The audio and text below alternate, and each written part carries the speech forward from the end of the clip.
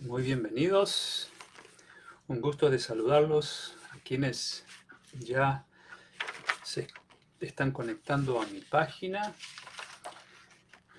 Quiero a todos entonces extenderles una cordial bienvenida a mi página y esperando que en esta ocasión podamos nuevamente compartir otro momento de estudio de la palabra de Dios. Así que vamos a tener, como siempre lo hacemos, una oración para que sea Dios quien nos acompañe en cada pasaje bíblico que vamos a leer. Necesitamos siempre orar cada vez que abrimos la palabra de Dios. Nunca abran este libro hermoso, ¿no es cierto?, sin conectarse con el autor de este libro, porque es la forma correcta de poder leerlo y entenderlo. Así que vamos entonces a orar. Saludo a Teresita, que ya está conectada, Teresita Sánchez, y también a Teresa Velati. Muy bienvenida a las dos. También está Aide. Qué lindo que podemos contar también con la compañía de Aide. Así que vamos a tener esta palabra de oración para abordar el tema de hoy, que tiene que ver con el sello de Dios. Es sumamente interesante este tema. Tiene algunos aspectos proféticos que necesitaremos analizar para poder comprenderlo.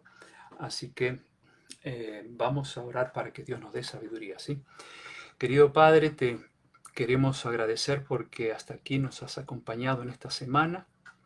Gracias porque una vez más podemos estar aquí juntos para estudiar este tema. Rogamos que sea tu Espíritu quien ilumine nuestras mentes para poder entender los mensajes que nos has dejado en tu palabra. Bendice a cada uno de los presentes y también que esa bendición se haga extensiva a todos sus seres queridos. Lo pedimos y lo agradecemos en el nombre de Jesús. Amén. Bueno, entonces vamos a iniciar este tema, el sello de Dios. Para poder entenderlo tenemos que recordar aquel tema que hace un tiempo presenté aquí y que tenía que ver con los 7 sellos. ¿Se acuerdan? Los 7 sellos del Apocalipsis, basados en el capítulo 6 de Apocalipsis. En esa ocasión analizamos cada uno de los sellos y les dije en algún momento que entre el sexto y el séptimo sello, que el séptimo sello es la venida de Cristo, había un paréntesis y que alguna vez lo íbamos a estudiar, ese paréntesis. Bueno, hoy es la ocasión para analizar eso que está en el capítulo 7 de Apocalipsis. En el 8 se habla ya de el momento en que Jesús sale del lugar donde está intercediendo por nosotros y por lo tanto viene a la tierra a buscar a su pueblo. Pero antes, entre el sexto sello y el séptimo, hay un proceso de sellamiento. Dios tiene que marcar a su pueblo. Es decir, Dios tiene que tener una marca identificatoria para que Él entonces reclame a los que tienen esa marca como suyos, ¿no? Es como un granjero que tiene ovejitas, ¿no? ¿Qué pasa si una oveja se salta de su campo, se va al campo vecino y no tiene una marca? ¿Cómo ese granjero puede reclamar esa oveja como suya si no está marcada? Entonces, lo que hacen los granjeros es marcar a las ovejitas o cualquier otro animal que tiene para que en caso de que se extravíen, ellos a través de esa marca los puedan identificar y reclamarlo como suyos. Bueno, algo así Dios hace con los cristianos para que cuando Él venga los conozcan como los que les pertenecen a Él como su pueblo. Bueno, pero para llegar al capítulo 7 de Apocalipsis necesitamos recordar un poquito los 7 sellos, es decir, Vamos a hacer solo un breve resumen de esos 7 sellos como para que ustedes puedan comprender mejor hacia dónde vamos. El primer sello, estoy repasando lo que dice el capítulo 6 de Apocalipsis, habla del caballo blanco. ¿Se acuerdan que el color blanco representa la pureza? Y como son 7 periodos históricos desde Jesús hasta nuestro tiempo, entonces los vamos dividiendo en etapas, y la doctrina pura caracterizaba el primer periodo de la iglesia cristiana, por eso el caballo blanco, y el que lo montaba era el símbolo de Jesús. Siglo I, luego viene el caballo rojo, es decir, se desata la persecución sobre los cristianos, luego viene el caballo negro, el tiempo de cuando se produce un, eh, eh, un alejamiento de las verdades de Dios. Hay un proceso paganizante, se cambian las doctrinas um, por dogmas humanos y llegamos así a lo que es la etapa oscura, ¿no?, de la historia, la Edad Media, cuando muchas verdades bíblicas son cambiadas por enseñanzas humanas. Y luego viene el caballo amarillo, es ya llegando hacia el 1500, 1700, por allí. Básicamente termina el caballo amarillo con el gran movimiento de reforma, ¿no? Y entonces también este es el tiempo previo a aquel año de la Gran Reforma, 1517, de la persecución a través de lo que fue la Santa Inquisición, caballo amarillo. Y llegamos al quinto sello, que allí simbólicamente hay muchos hijos de Dios que han sido martirizados y claman por venganza. Y luego llegamos al sexto sello, nos acercamos mucho más a nuestra época, cuando se produce al comienzo de este sello un gran terremoto, identificado como el terremoto de Lisboa de 1755, 1 de noviembre de 1755, oscurecimiento del Sol y de la Luna, 19 de mayo de 1780, la caída de estrellas, también anunciados estos eventos en el sexto sello, el 13 de noviembre de 1833. Y después de estos eventos astronómicos, San Juan dice que el cielo se enrolla como un pergamino, y entonces viene Jesús con su gloria, y allí hay un clamor de espanto de aquellos que no han estado preparados para recibir a Jesús. Pero por otro lado están aquellos que están siendo en este momento separados como hijos fieles de Dios a través de un sellamiento. Así que después del sexto sello viene el séptimo, pero entre el sexto y el séptimo hay un paréntesis que está marcado por el capítulo 7 de Apocalipsis. El séptimo obviamente es cuando se hace silencio en el cielo como por media hora. ¿Por qué? Porque Jesús sale del santuario celestial donde intercede por nosotros, y entonces hay silencio porque Él sale con sus santas decenas de millares de ángeles para venir a la tierra a buscar a su pueblo. Se termina la obra mediadora de Jesús y así se cumple el séptimo sello, que es lo que estamos esperando. Pero ¿qué pasa antes? Bueno, en el capítulo 7, como dije recién, hay un paréntesis y que tiene que ver con el sellamiento, y lo vamos a leer. Capítulo 7 de Apocalipsis, antes de que se abra el séptimo sello, obviamente, dice San Juan: después de esto vi a 4 ángeles en pie sobre los 4 ángulos de la tierra, que detenían los 4 vientos de la tierra. Acá hay algunas palabras simbólicas, como en todo el Apocalipsis las hay. Los 4 vientos, para que detenían los 4 vientos de la tierra, para que no soplase viento alguno sobre la tierra, ni sobre el mar, ni sobre ningún árbol. Vi también a otro ángel que subía de donde sale el sol, y tenía el sello del Dios vivo. Y clamó a gran voz a los 4 ángeles, a quienes se les había dado el poder de hacer daño a la tierra y al mar, diciendo: no hagan daño a la tierra, ni al mar, ni a los árboles, hasta que hayamos sellado en sus frentes a los siervos de nuestro Dios. Aquí está el sellamiento. O sea, hay ángeles comisionados que están impidiendo que el ser humano llegue a la locura de autodestruirse. Porque aquí dice que detienen los cuatro vientos. La palabra vientos aquí simbólicamente representan guerras, grandes conflagraciones, quizá hasta podría ser una tercera guerra mundial que podría producirse antes de la segunda venida de Cristo. Pero los ángeles están frenando esos vientos, es decir, los vientos de las pasiones humanas, para que no se produzca esto, es decir, para que ninguna presuntamente bomba atómica pudiera destruir este planeta. Y aún todo ser vivo, por eso dice allí, ni sobre el mar, ni sobre ningún árbol, ni la vegetación en general, no sea destruida. Por eso se piensa podría ser alguna invasión química, ¿no? No sabemos. Lo cierto es que allí esos ángeles están frenando eso porque sencillamente Dios está haciendo una obra. Dios está sellando a sus siervos. ¿Y por qué dice siervos? Porque son personas que han aceptado a Jesús como su Salvador. Personas que han conocido el Evangelio, pero necesitan una marca identificatoria. Ahora, dice luego que sale otro ángel de donde sale el sol. Este es Jesús. Y que le dice, no, no hagan daño todavía a la tierra, porque tenemos que sellar a los siervos de nuestro Dios.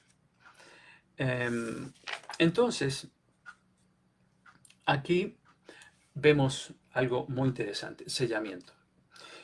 Y en la Biblia se habla de dos clases de sellamiento, un sellamiento interno y un sellamiento externo. En Efesios 4:30 dice San Pablo allí, no entristezcan al Espíritu Santo, con el cual ustedes han sido sellados para el día de la salvación. O sea, quien nos sella, es decir, nos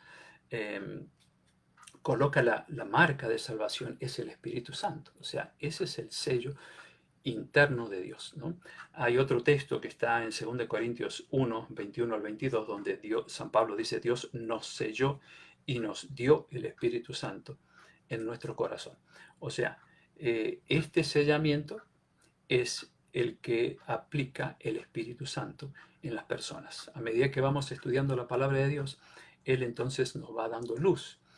Y cuando aceptamos a Jesús como nuestro Salvador, quedamos sellados por el Espíritu Santo. Pero ese es un sellamiento. Proféticamente hablando, hay un segundo sellamiento. Y de ese vamos a hablar ahora. Ahora, dice en el versículo, en el capítulo 8, versículo 16 de Isaías. Allí vamos a ver de qué se trata eso del sello. No es algo nuevo. En el Antiguo Testamento Dios también sellaba a su pueblo. Ustedes recordarán cuando el pueblo de Israel, antes de que cayeran las plagas en Egipto, de qué manera Dios identificaba a los israelitas fieles, porque estaban los infieles y estaban los fieles, el trigo y la cizaña, ¿no? Y Dios le dijo a Moisés, bueno, da esta orden, que cada jefe de familia marque el dintel de sus puertas con sangre, para que cuando pase el ángel destructor, es decir, el que traería las plagas sobre Egipto, no tocara esa casa. Tenían que tener un sello, una marca. ¿Cuál era? La sangre.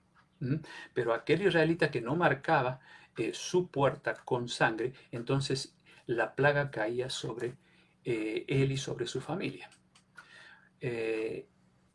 Y ahora, pues, en este tiempo Dios está haciendo lo mismo. Esa sangre representa la sangre de Jesús, obviamente.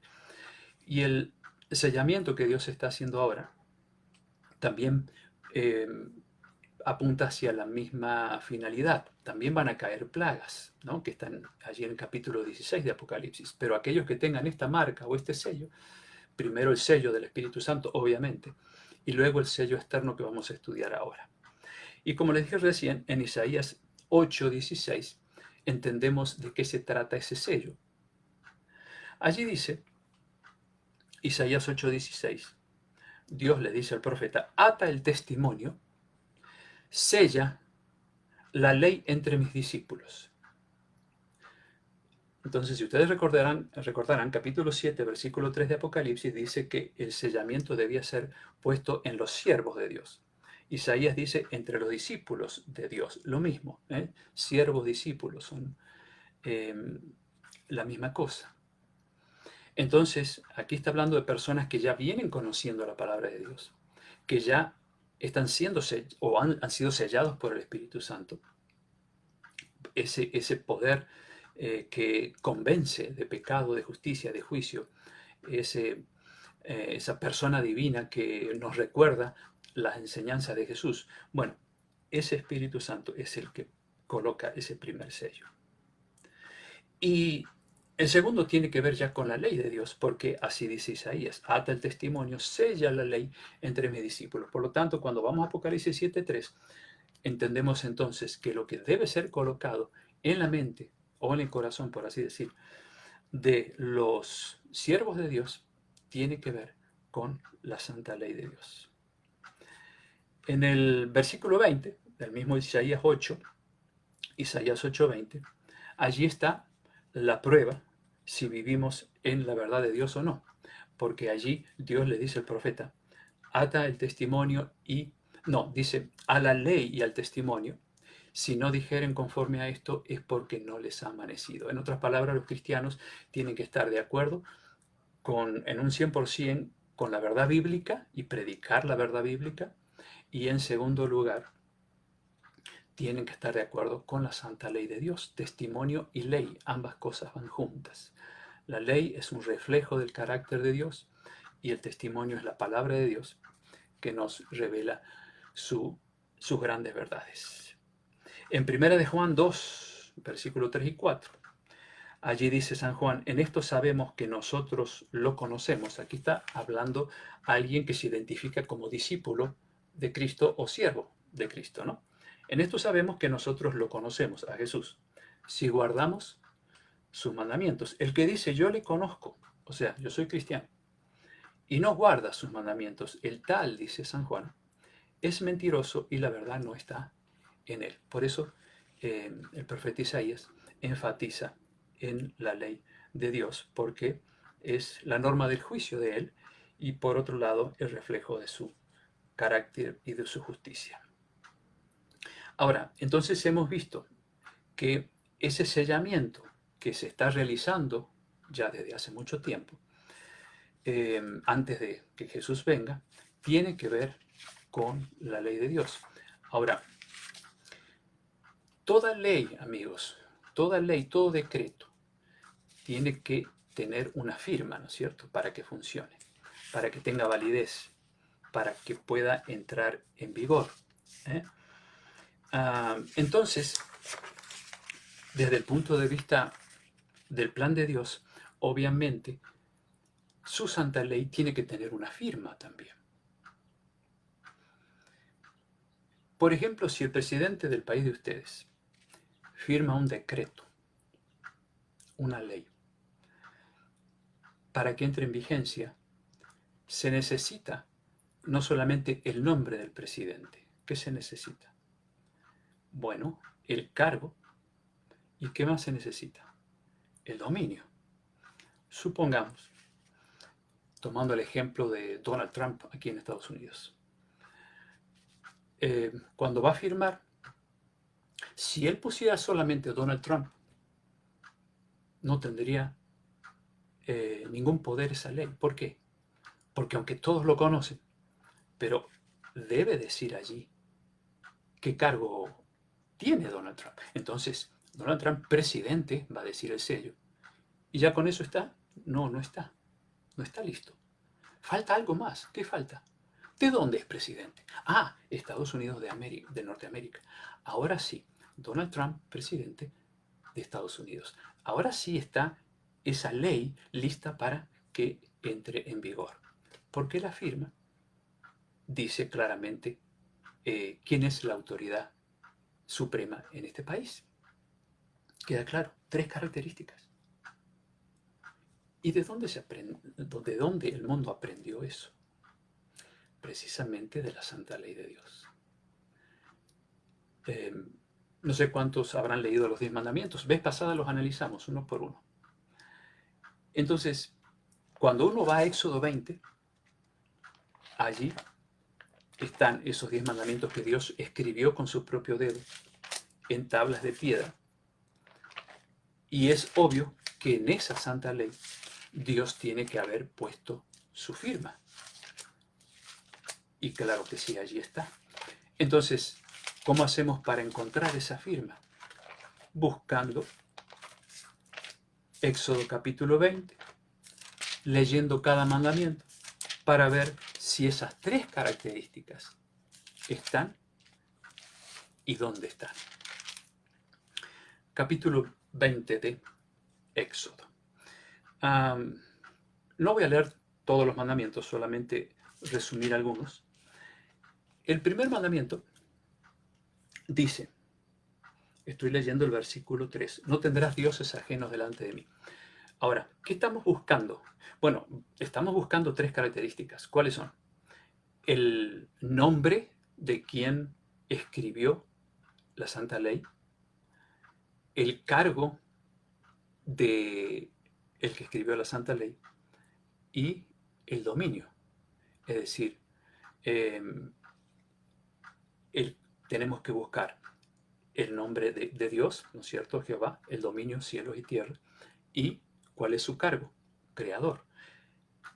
Esas 3 características, entonces, deberían estar aquí en los 10 mandamientos. El primero habla de no tener dioses ajenos delante de mí. No menciona ni siquiera el nombre de Dios. El segundo prohíbe la adoración o veneración de imágenes, no hacer esculturas ni rendirle culto. Y aparece allí el nombre de Dios, que es Jehová, porque Dios vendría a ser como presidente. Jehová es el nombre de Dios. Pero no aparece el cargo de creador ni el dominio, cielos y tierra. El tercer mandamiento dice no tomar el nombre de Dios en vano. Tampoco están estas 3 características. Después del cuarto mandamiento, que vamos a leer ahora, vienen los 6 restantes que son dedicados al prójimo. Honra a tu padre y a tu madre, tampoco están esas 3 características. No matarás, no se menciona nada de eso. No cometerás adulterio, no hurtarás, no hablarás falso testimonio, no codiciarás. Bueno, en ninguno de esos mandamientos que hemos leído aparecen esas 3 características. Ahora leamos el cuarto mandamiento, que va desde el versículo 8 hasta el 11 de Éxodo 20.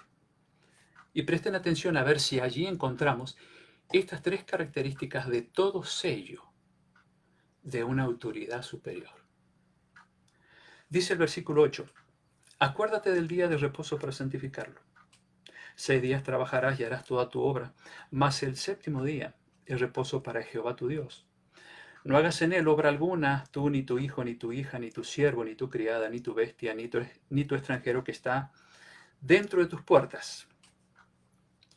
El versículo 11 dice, porque en 6 días hizo Jehová los cielos y la tierra, el mar y todas las cosas que en ellos hay. Y reposó en el séptimo día, por tanto Jehová bendijo el día de reposo y lo santificó.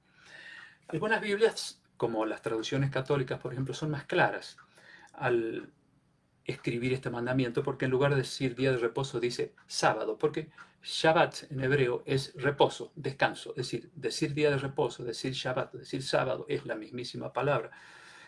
Por eso no debiéramos confundirnos con esta expresión que viene del hebreo Shabbat. Reposo, sábado, es la misma cosa. Ahora, fíjense en el versículo 11. Porque en 6 días hizo Jehová. ¿Qué estamos buscando? 3 características. ¿Qué quiere decir hizo? Creador, ¿no? Jehová, nombre personal de quién? De Dios, del presidente. Ah, ya tenemos 2. ¿Qué hizo? Cielos y tierra. Dominio. Nombre, cargo, dominio. Miren, yo hice este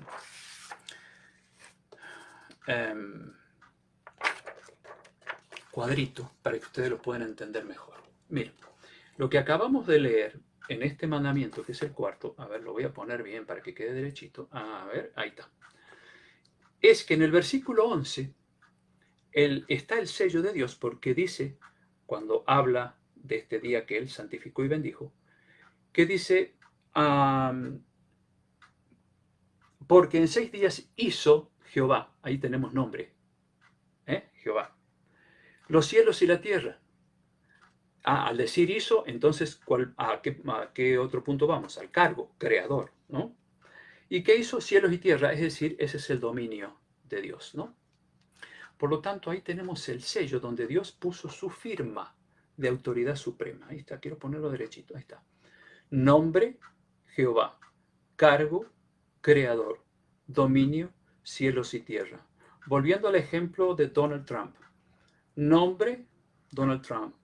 Cargo, presidente. Dominio, Estados Unidos. Interesante, ¿no? Eso que hacen las autoridades superiores de nuestro mundo está sacado precisamente del ejemplo que Dios nos ha dejado en sus 10 mandamientos, especialmente en el cuarto donde Él firma y dice, yo soy el creador de los cielos y de la tierra.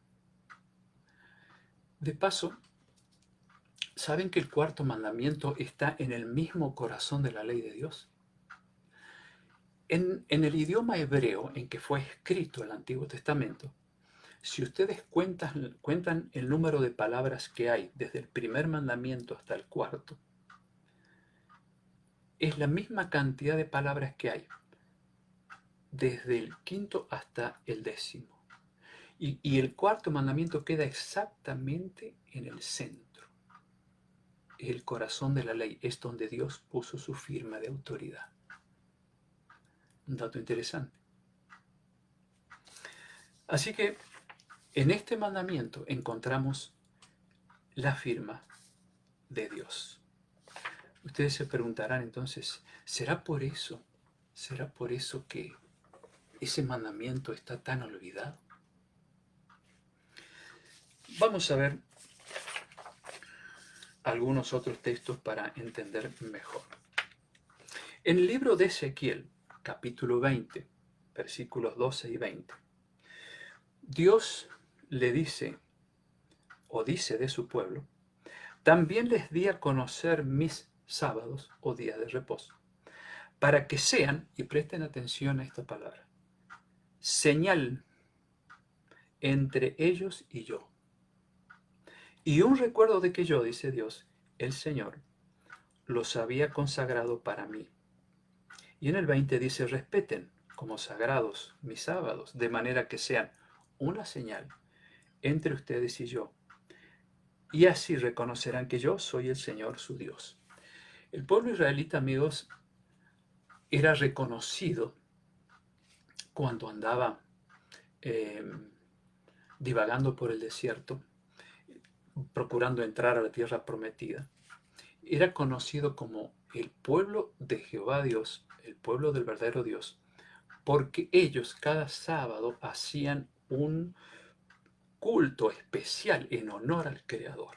Por eso los paganos lo identificaban por ese día en que ellos paraban toda actividad y lo dedicaban totalmente a hacer un culto en honor al Creador, ¿no es cierto? Un culto de agradecimiento, de consagración, y por eso era una señal identificatoria del verdadero pueblo de Dios entre medio de todos los demás pueblos paganos.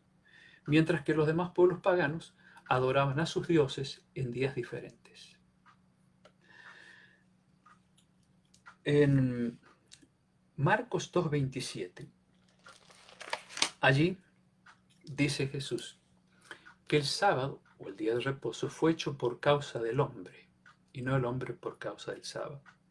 Es interesante que allí Jesús no dice el sábado fue hecho por causa de los judíos, porque algunos creen que la observancia del día de reposo es algo que solo se le dio al pueblo israelita. Pero vamos a ver varios textos del Nuevo Testamento donde se habla de la práctica de la observancia de ese día, no solo por israelitas, sino también por personas que no eran israelitas. Y como dijo Jesús, fue hecho por causa del hombre en general. Cuando dice el hombre, es para toda raza. En Lucas 4:16, allí se habla de la costumbre que tenía Jesús. Dice que él estaba en Nazaret y en el día de reposo entró en la sinagoga o la iglesia, conforme a su costumbre, y se levantó a leer. En esa ocasión le tocaba predicar a Jesús. Era costumbre de nuestro Salvador dejar la carpintería eh, cada fin de los días viernes, y entonces al comenzar el sábado, él entonces se dedicaba a, al culto. Iba a la sinagoga, a la iglesia. De paso, los días, como Dios los cuenta, no es como el calendario que tenemos nosotros, el calendario gregoriano. Ahora, por ejemplo, es, va a ser viernes hasta que se ponga, hasta las 12 de la noche, de acuerdo al calendario gregoriano. Pero de acuerdo a como Dios cuenta, eh, el orden de los días es de sol a sol. Por eso cuando vemos los días de la creación, dice, y fue la tarde y la mañana, el segundo día, y fue la tarde y la mañana, el tercer día, porque tarde quiere decir la puesta del sol, ¿no? Entonces, obviamente, este día que Dios separó se cuenta de sol a sol, bíblicamente hablando, ¿no? Esa es la forma en que Dios separa los días. En Lucas capítulo 23, versículos 55 y 56, es interesante que allí se registra esa ocasión cuando ya Jesús estaba muerto, ya había sido muerto ese viernes, el sábado descansaba en la tumba, y estaba María junto con otras mujeres, y dice allí que vieron el sepulcro y cómo fue puesto su cuerpo, y al regresar prepararon especias aromáticas y ungüentos el día viernes, y descansaron el día de reposo conforme al mandamiento. O sea, Jesús había muerto. Sin embargo, estas fieles mujeres hicieron los preparativos para poner esos perfumes, que era muy común hacer en aquel tiempo, en el cuerpo de Jesús. Esos preparativos lo hicieron el viernes y no el sábado. Llegado el sábado, entonces ellas descansaron conforme al mandamiento. En Hechos 17, versículo 3, allí dice que Pablo, como acostumbraba, fue a ellos y por 3 días de reposo discutió con ellos. Allí estaba con los judíos. Y algunos dicen, bueno, pero claro, Pablo les predicaba a los judíos.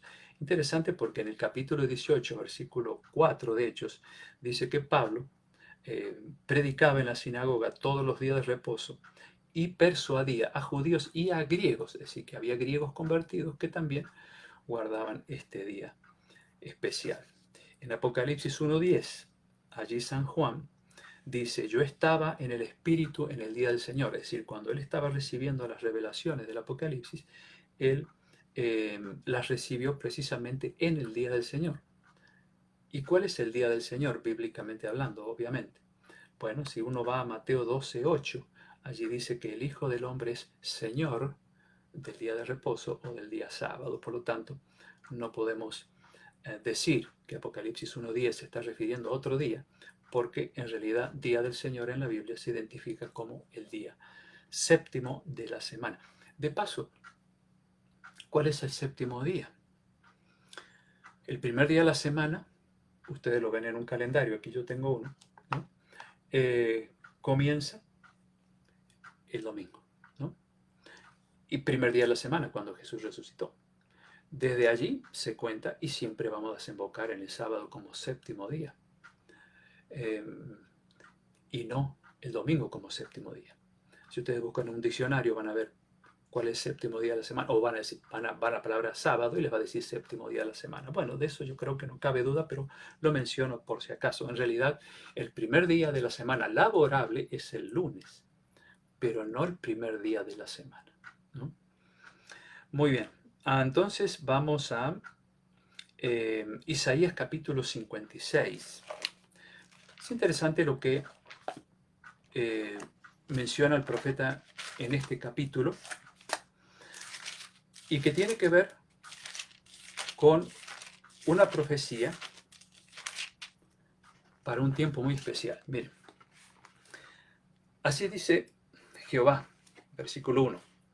Guarden derecho y hagan justicia, porque cercana está mi salvación para venir y mi justicia para manifestarse. Es decir, está hablando de estos tiempos cuando Cristo está por regresar. Y dice el versículo 2, bienaventurado o feliz, ¿no? El hombre que hace esto, el hijo de hombre que lo abraza, que guarda el día de reposo para no profanarlo y que guarda su mano de hacer todo mal. Miren que el profeta Isaías enfatiza esto. Bienaventurado el hombre que hace esto, el hijo de hombre que lo abraza al día de reposo. No dice bienaventurado el judío, sino el hombre en general. Y luego tenemos en el versículo 2, vamos al versículo 6 de este capítulo 56, donde el profeta dice, y a los hijos de los extranjeros que sigan a Jehová para servirle y que amen el nombre de Jehová para ser sus siervos, a todos los que guarden el día de reposo para no profanarlo y abracen mi pacto, yo los llevaré a mi santo monte y los recrearé en mi casa de oración.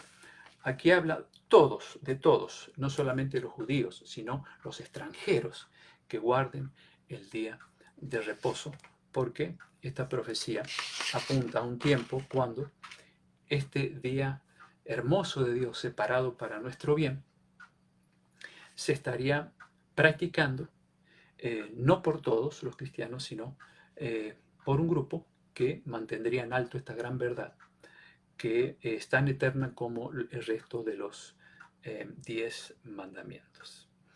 En Mateo capítulo 5, versículos 17 y 18, dice allí Jesús algo muy importante en relación a la ley que Dios escribió con su propio dedo en tablas de piedra en el monte Sinaí. Jesús dice, Mateo 5:17, no piensen que he venido para abrogar la ley o para invalidarla. O los profetas, no he venido para invalidar, sino para cumplir. Porque de cierto les digo que hasta que pasen el cielo y la tierra, ni una jota, ni una tilde, es decir, como decir ni un punto, ni una coma, pasará de la ley hasta que todo se haya cumplido. En otras palabras, Jesús dijo aquí claramente que su ley con su venida no se termina, que su ley es eterna, que hasta que pasen el cielo y la tierra, nada va a ser movido de la santa ley de Dios. Ahora ustedes se preguntarán a esta altura de este análisis, ¿por qué razón no se observa este día tal como el mandamiento lo dice? Bueno, tenemos que recurrir un poco a la historia. Nos tenemos que remontar allá el tiempo del segundo sello, más o menos, cuando muchas verdades apostólicas comienzan a ser cambiadas. El emperador pagano Constantino el Grande, él frenó la persecución que había desatado Galiano y Diocleciano, estos dos emperadores romanos que mandaban a los cristianos allí al circo romano para ser comido por los leones. ¿Se acuerdan? Estudiamos eso ya. Entonces Constantino frena esa persecución porque él vio que no era negocio querer aniquilar a los cristianos, porque por cada cristiano que moría comido por los leones, hacía con su testimonio poderoso que 10 paganos se convirtieran al cristianismo. Entonces era un método extraño de Dios usar el martirio para predicar el evangelio. Y el diablo que estaba detrás de todo esto, porque él es el que va manejando las cosas también, para lograr sus maléficos propósitos. Entonces pone a alguien diferente para que frene la persecución, porque no servía como una estrategia para aniquilar al cristianismo. Aparece el señor Constantino. Constantino entonces frena la persecución. Y como dice aquel viejo dicho, si no puedes destruirlos, confúndelos. Entonces Constantino utiliza la estrategia de la confusión. Recuerden que detrás de todo esto no son solamente ideas humanas, el diablo está detrás. Y Constantino, adorador del el dios Sol, por eso era mitraíta, ¿no? Los mitraitas eran los adoradores del dios Sol. Él, cada primer día de la semana, o cada domingo, al salir el sol se postraba para rendirle culto. Con el tiempo se fue ganando la confianza de los cristianos y él se autoproclamó sumo pontífice de la iglesia en ese tiempo, como si fuera un líder religioso muy importante. Hasta dice la historia que él se bautizó como cristiano, se hizo bautizar de la forma que estudiamos vez pasada, porque la iglesia popular en ese tiempo y durante mucho tiempo bautizó así, en pilas bautismales, ¿no? Y bueno, se dice que Constantino fue bautizado y que se hizo cristiano. Pero en el fondo él tenía en su corazón muy arraigado el dios Sol. Entonces propuso en un concilio de obispos y de otros religiosos, el día 7 de marzo del 321, y dijo allí, ¿por qué no cambiamos la solemnidad del sábado por el domingo? Claro, muchos dijeron no porque pues ese es el día que Dios ha dejado establecido en su santa ley, no lo vamos a cambiar. Pero Constantino, bien inteligente, dijo, bueno, pero lo vamos a hacer en honor a la resurrección de Jesús, porque ¿acaso no resucitó Jesús el primer día de la semana? Y Él es el sol de justicia. No sé si van captando ustedes ese jueguito de palabras, ¿no? Y entonces, allí, tratando este tema, finalmente la mayoría de los votos fue a favor de que se cambiara la solemnidad del día de reposo de Dios por el primer día de la semana, con el argumento de que sería en honor a la resurrección de Jesús. Sin embargo, Constantino continuó adorando al dios Sol cada primer día de la semana como lo hacía antes. Por eso se dice que su conversión al cristianismo era solo de la boca para afuera. Y así se introduce la observancia del domingo dentro del cristianismo. Entonces necesitamos a veces valernos de la historia para entender por qué. Ahora, hubo un gran conflicto en los cristianos en aquella época. ¿Por qué? Porque muchos decían, no, yo voy a seguir observando el verdadero día de descanso. A mí no me lo van a cambiar por otro día. Y otros decían, no, vamos a adoptar el domingo, de todas maneras, en honor a la resurrección de Jesús. ¿Cuál es el problema? Entonces, estaban los que observaban el sábado, estaban los que observaban el domingo. Pero luego hubo ciertas amenazas para aquellos que continuaban con el sábado, porque había que hacer caso a lo que decía el gobernador, ¿no? Y entonces así se fue imponiendo cada vez más la tradición, la costumbre de guardar un día que Dios no santificó, ni bendijo, ni separó para uso sagrado. Cada vez que me toca presentar este tema en campañas a las cuales me invitan, yo suelo hacer un desafío a la gente que escucha este tema. Y les digo,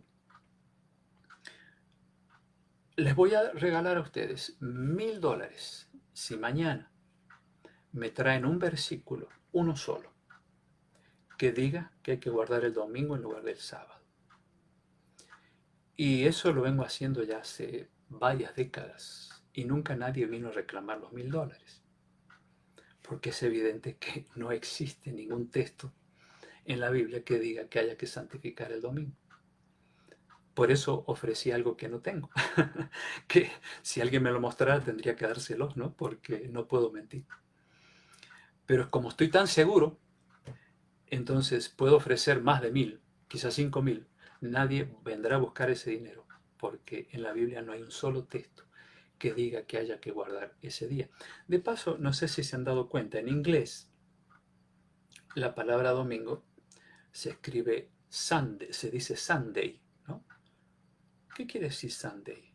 Sun es sol, day día, día del sol. ¿De dónde viene eso? Del tiempo del emperador Constantino, cuando él hizo el cambio del sábado por el domingo. Sunday, Sonntag en alemán. Y así en muchos idiomas se conserva esa costumbre de tratar el primer día de la semana como un día como antiguamente era tratado el día del sol. Bueno, allí tienen un poquito la explicación de por qué por muchos siglos se está guardando, o por lo menos se está considerando un día de guardar o un día separado, eh, como si fuera el sábado y que es el domingo, cuando en realidad pues no existe ningún apoyo bíblico para eso. De paso, hay solamente 8 veces en el Nuevo Testamento que aparece la palabra primer día de la semana, es decir, el día que Jesús resucitó. Y en esas 8 veces, ninguna de esas 8 veces dice que sea un día santificado o bendecido, ni menos que haya sido cambiado por Jesús por el sábado. Sé que para algunos de ustedes que son nuevos en el estudio de la Biblia, esto les puede resultar sumamente interesante. Pero así está escrito. Ahora, ¿hay alguna profecía en la Biblia que habla acerca de que la ley de Dios sería trastocada, sería modificada? Miren, si ustedes van al libro de Daniel, capítulo 7, versículo 25, allí van a encontrar algo sumamente interesante y que tiene que ver precisamente con lo que pasaría con la santa ley de Dios. Y yo quiero, amigos, que ustedes aten cabos, en el sentido de que este ataque a la ley de Dios, comenzando con el emperador Constantino, no es algo que vino de voluntad humana, simplemente. Esto responde a una gran batalla milenaria entre Cristo y Satanás que comenzó en el cielo.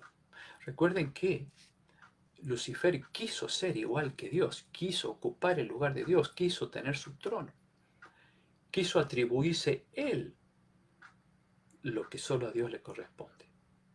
Entonces, en los 10 mandamientos se habla del verdadero Dios, de qué forma hay que adorarlo. Está la firma de Dios, donde dice, este soy yo.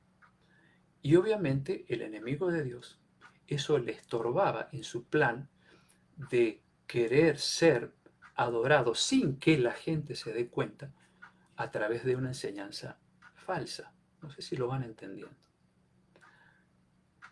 Daniel 7, versículo 25, dice lo siguiente. Está hablando de un poder. Y hablará palabras contra el Altísimo, contra Dios. A los santos del Altísimo quebrantará, o sea, perseguirá a los cristianos. Y en tercer lugar, pensará en cambiar los tiempos y la ley. Entonces, Dios ya había profetizado a través de Daniel de que habría un poder que cambiaría, modificaría la santa ley de Dios. Aquí lo dice. Hablaría contra Dios, perseguiría a los cristianos, a los santos del Altísimo, y en tercer lugar, pensaría en cambiar la ley de Dios. Entonces, nada es sorpresivo para cuando nosotros queremos encontrar una respuesta en la palabra de Dios a un tema que es tan delicado como este. Al principio causa sorpresa porque uno dice, pero ¿y cómo? ¿Dónde está la explicación? Pero cuando uno va a la Biblia dice, oh Señor, qué clarito que está, se cumplió. Y le decimos gracias Señor porque lo has anticipado y porque nos has dicho que lo que han hecho con tu ley ya estaba predicho 500 años antes de Jesús, de que eso iba a pasar. Saben que en Apocalipsis 12, versículo 17, por el hecho mismo de este ataque a la ley de Dios, ataque inspirado por el gran enemigo de Dios, aclaro. Aquí no estamos hablando de seres humanos que lo quisieron hacer a propósito. Estamos hablando que detrás de ciertas organizaciones hay alguien que está influyendo para que las verdades bíblicas no se las enseñe tal como Dios las ha dejado reveladas. En Apocalipsis 12, 17, allí dice que el dragón, el diablo, se llenó de ira contra la mujer. La palabra mujer en el Apocalipsis quiere decir iglesia, la esposa de Cristo. Y se fue a hacer guerra contra el resto de la descendencia de ella, o sea, del remanente que queda de lo que fue la iglesia primitiva, original, los que guardan los mandamientos de Dios y tienen el testimonio de Jesucristo. O sea, el diablo odia a aquellos que quieren poner en práctica los 10 mandamientos. Va a hacer guerra contra ellos. ¿Por qué? Porque él no quiere que nosotros obedezcamos a esos mandamientos, ni menos a aquel donde Dios estampó su firma. Porque en realidad ese cargo que Dios tiene, esa autoridad que solamente Dios tiene, la quería tener ¿quién? Su gran enemigo allí en el cielo. ¿Queda claro?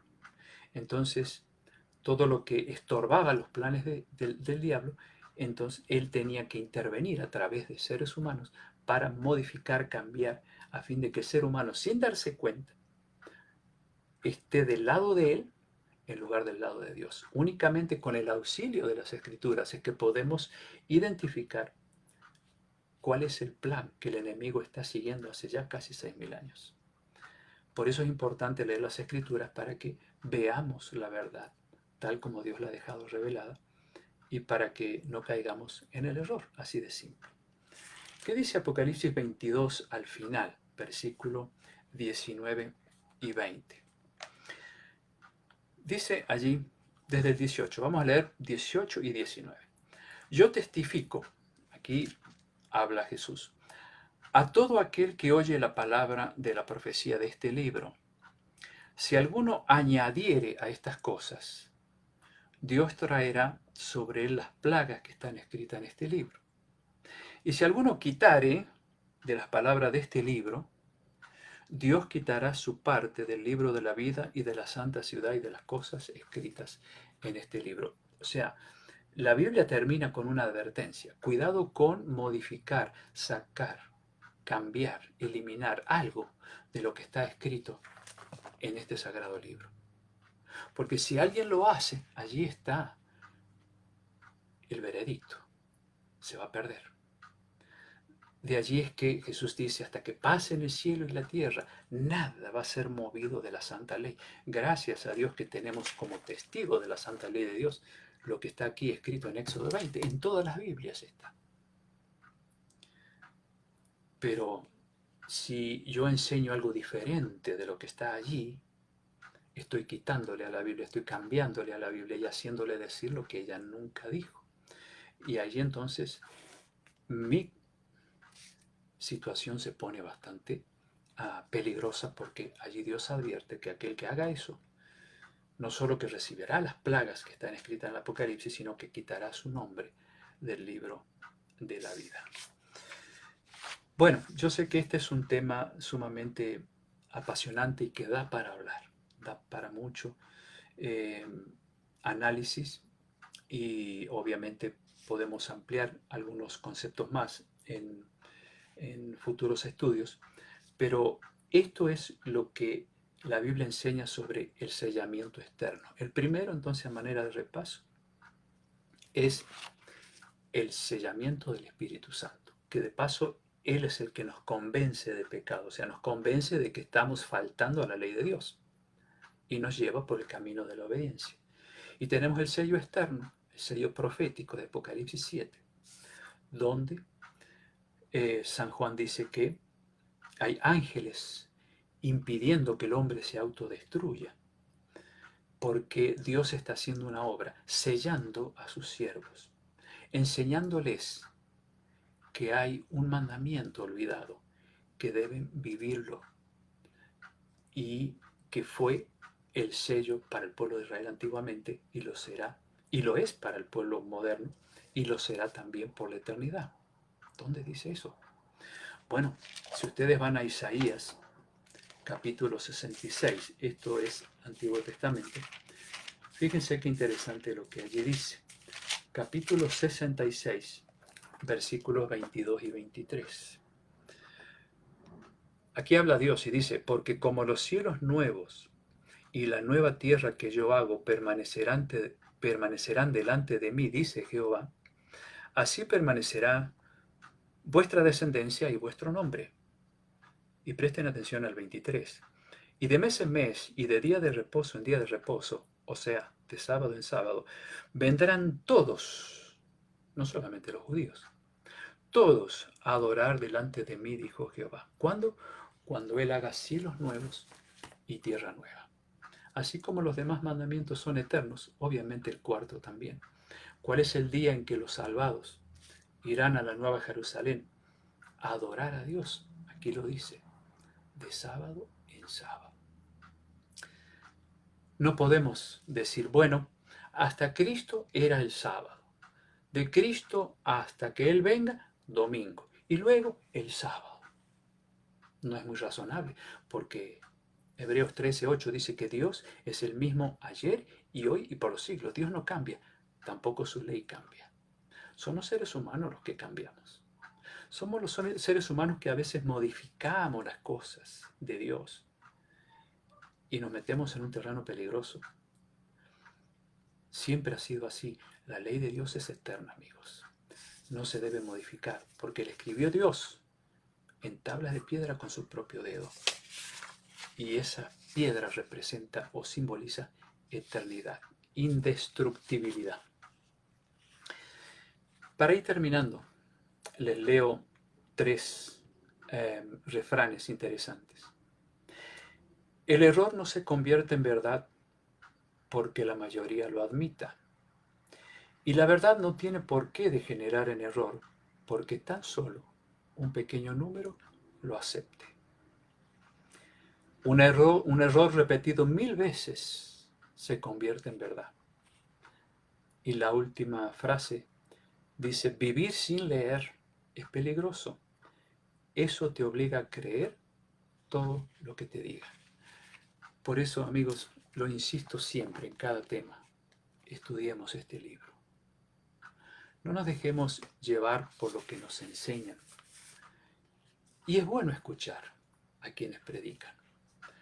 Pero tenemos que examinar todo, como dice Pablo, y retener lo que es bueno. Ahora, ¿cómo voy a saber yo lo que es bueno, lo que es verdadero, si desconozco lo que hay aquí adentro?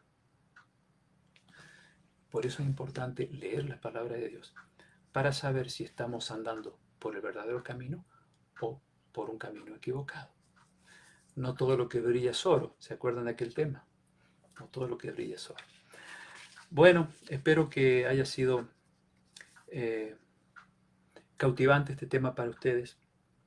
Y recordemos, el sellamiento se está haciendo ahora.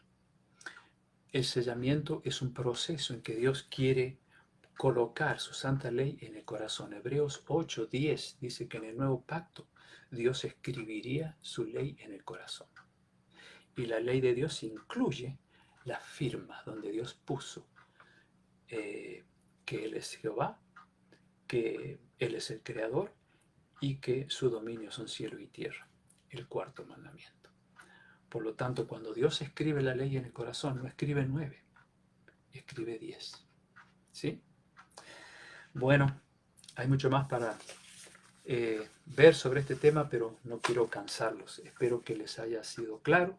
Si les queda alguna pregunta, háganmela allí en Facebook. Con gusto me tomaré el tiempo para contestársela.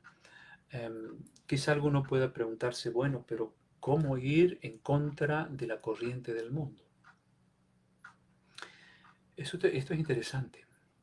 Ahora, Jesús dijo que hay un camino ancho y que la gran mayoría va por ahí.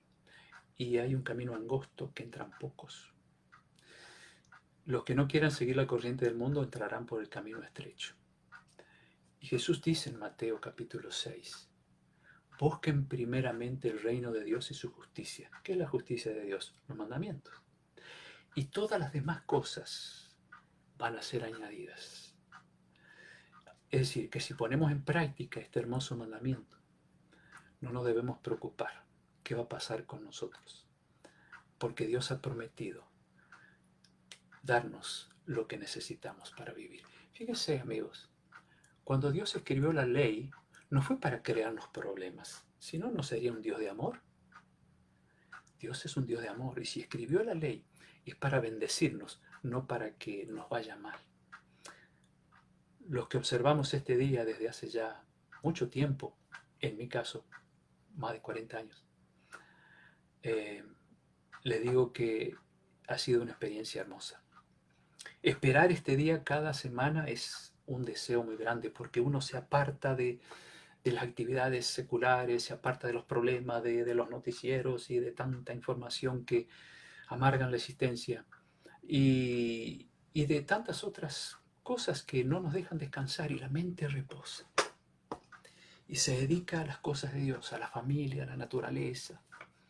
Un día en que uno se desconecta del mundo. Claro, cuando llega el lunes, los observadores de este día están con toda la energía porque el sábado se la pasaron cargando las baterías espirituales y están sonrientes y en cambio los demás están ahí, uy, lunes otra vez, claro, porque no cargaron las baterías, ni siquiera el domingo. Por eso Jesús dice que el sábado fue hecho para bien del hombre, para beneficio, para que repose mental, física y emocionalmente, renueve sus energías. Por eso es una gran bendición este día que Dios lo considera como delicia, santo, glorioso de Jehová. Eso está en Isaías 58, 13 y 14. Un día maravilloso. Que lamentablemente los fariseos en el tiempo de Jesús lo deformaron. Y guardar esos sábados en el tiempo de Jesús era una verdadera carga. Y Jesús muchas veces los tuvo que regañar fuertemente porque habían creado leyes totalmente ridículas respecto de la observancia del sábado.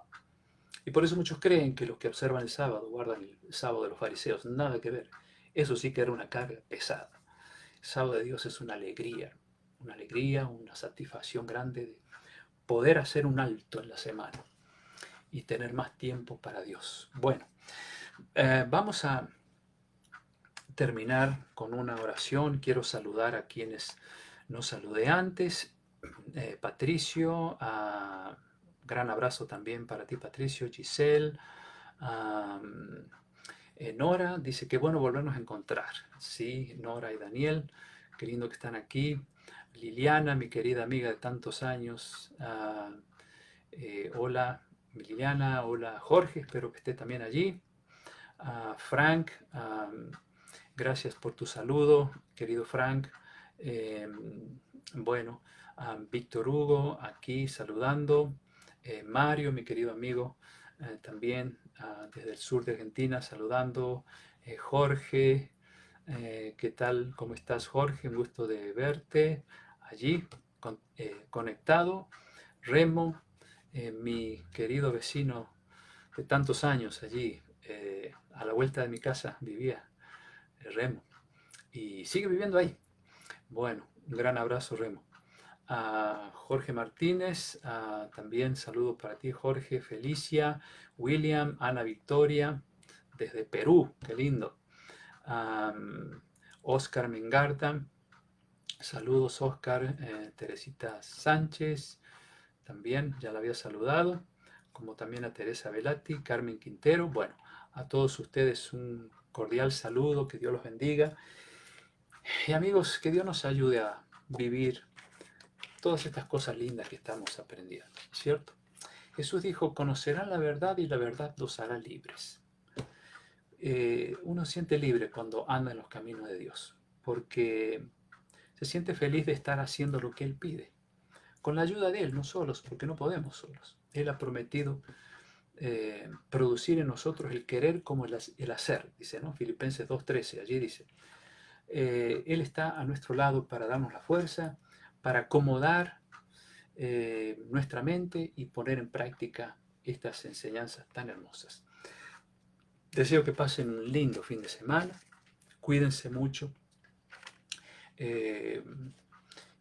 y traten de que cada día Dios esté en primer lugar en sus vidas. Comenzar meditando en su palabra, comenzar orando, entregándonos a Dios, para que pase lo que nos pase, siempre estemos en paz con Él y con el prójimo, que es importante también. Vamos a terminar con una oración pidiendo la bendición de Dios por todos ustedes, por sus respectivas familias y por este tema, para que Dios nos ayude a ponerlo en práctica. ¿No les parece?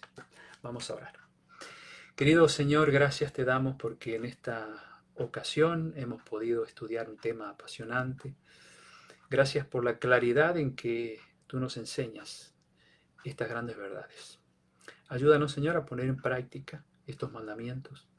Ayúdanos a recibir ese sello en nuestros corazones, eh, que es la observancia de este día tan especial, tan lindo, tan hermoso, que nos hace tanto bien.